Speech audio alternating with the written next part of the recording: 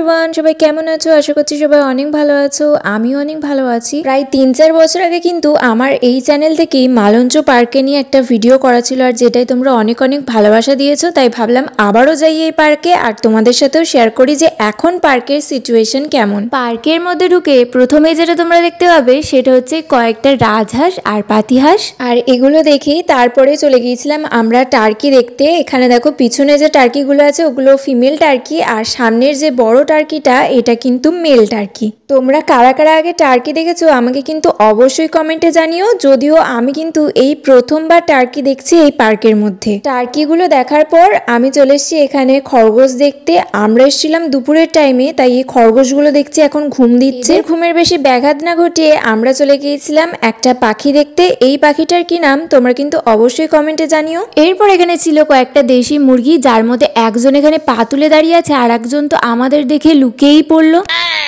যাই হোক, তারপর চলে গিয়েছিলাম এই পাখির খাঁচায়। এখানে কয়েকটা ককটেল আর বদ্রি পাখি দেখেছিলাম, তার সাথে ছিল এই সুন্দর পাখিটা। এই পাখির খাঁচায় যাওয়ার সাথে সাথেই এই পাখিটা কিন্তু খুব সুন্দর পোজ দিচ্ছিল আমাদের ছবি তোলার জন্য, আর একে দেখতেও কিন্তু খুব সুন্দর লাগছিল। এখানে দাঁড়িয়ে কয়েকটা ছবি তুলে আমরা চলে গিয়েছিলাম বোটিং করতে। যদিও এখানে বোটিং এর কাছে কোনো লোকজন আমরা দেখতে পাইনি, তাই এখানে ওই ভাসমান রিসর্ট নাকি একটা আছে ওটা দেখে আমরা চলে গিয়েছিলাম আরো ভেতরের দিকে পার্কে। এখানে দেখলাম কয়েকজন কাপল বসে বসে তাদের কোয়ালিটি টাইম স্পেন্ড করছে, তাই এদের বেশি ডিস্টার্ব না করে আমরা চলে এসেছিলাম এখানে কটেজগুলো দেখতে। আমরা কিন্তু চাইলে এখানে কিন্তু কটেজ বা রুম বুক করে থাকতে পারো। আমাদের যেহেতু এখানেই বাড়ি তাই এর কোনো চান্সেসই নেই। অন্ধকার নামলেই কিন্তু এই কটেজের এখানে আলো জ্বলে উঠবে আর ভীষণই সুন্দর লাগবে এখানটা দেখতে। যদিও সেটা তোমাদের দেখাতে পাচ্ছি না, কারণ আমরা এখনই পার্ক থেকে বেরিয়ে যাব, কারণ অনেকটাই দেরি হয়ে গেছে। পার্ক কিন্তু বিকেল 5টা অবধি ওপেন থাকে। যারা রুম বুক করবে না এখানে তাদের কিন্তু 5টার মধ্যে এই পার্ক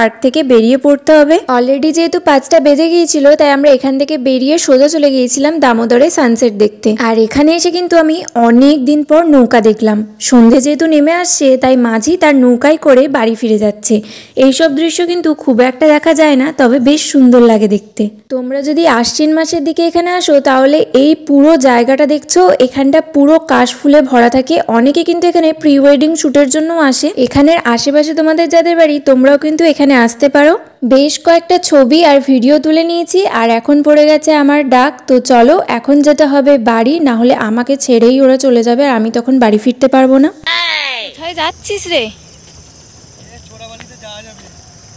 না, চোরাবালিতে যেতে চাই না, এত তাড়াতাড়ি মরতে চাই না। না বাবা, এখানে ঢুকে যায় যদি।